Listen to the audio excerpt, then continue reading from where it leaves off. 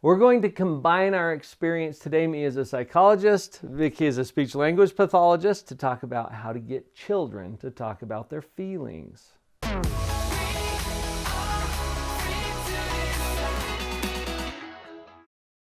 You're never wrong about how you feel. This is something I tell all of my clients. Because your feelings go 100% with how your thoughts are flowing. Exactly. So accepting our feelings is an important starting point.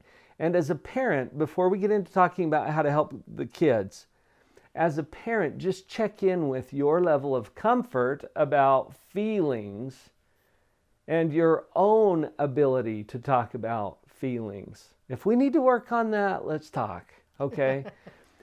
Just acknowledge at first that you're never wrong about how you feel. Your kids are never wrong about how they feel. And let's eliminate some of the fear or the apprehension that we have about feelings or talking about feelings.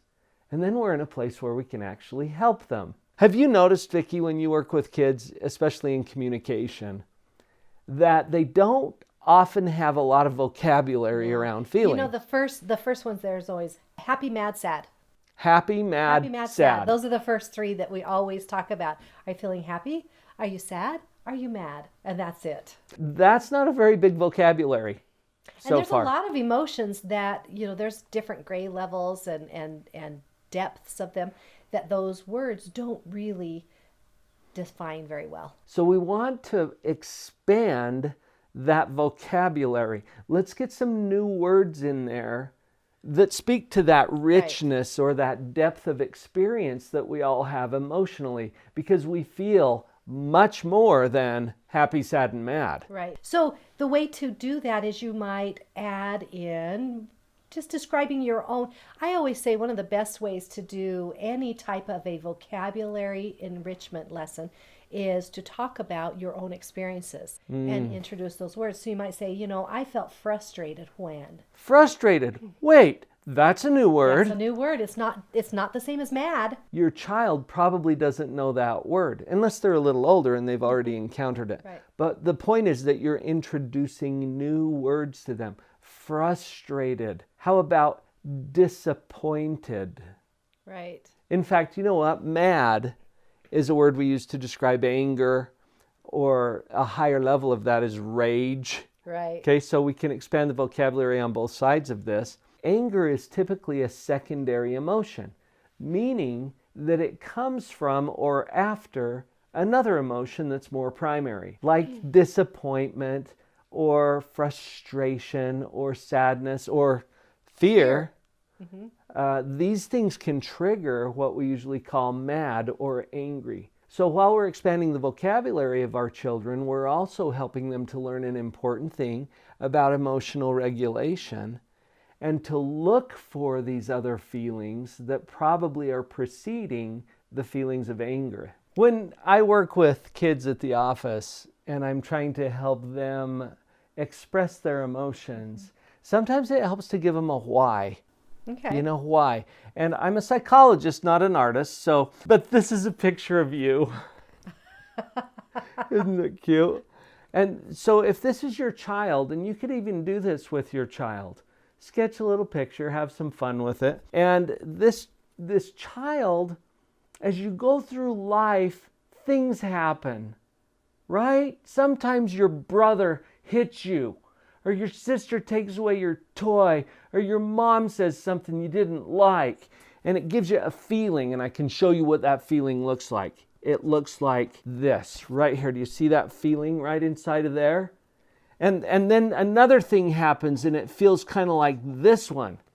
Do you see that feeling? And then sometimes another thing happens, and it looks kind of like this. And do you see how those feelings are just building up inside of there? And sometimes those feelings start to get so big that it just feels like you might pop because of all those feelings inside of there. Well, do you notice what he's doing right here? There's a smile. Well, why is he smiling when all these feelings are building up? Because sometimes he doesn't feel like he can talk about his feelings. So what we need to do so these feelings don't build up too much is we're going to open that mouth up here And we're going to talk about our feelings. All those feelings, when we talk about them, that's how they come out, where we can deal with them and they don't build up and make us pop. Now that might sound a little silly, but that's how I talk to kids about this sometimes, to help them see it's a really good thing to open up that mouth. And just start talking about it. Right.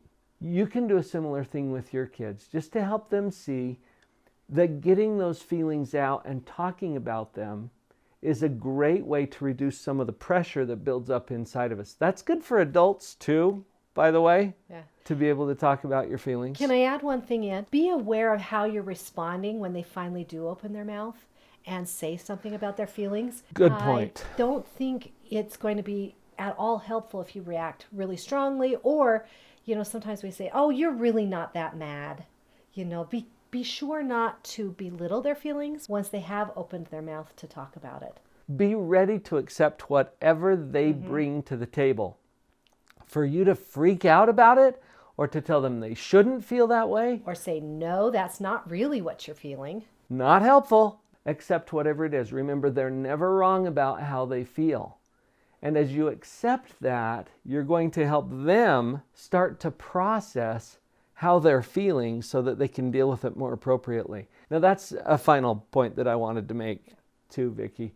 There are appropriate ways to express emotion, and there are inappropriate ways to express emotion, right?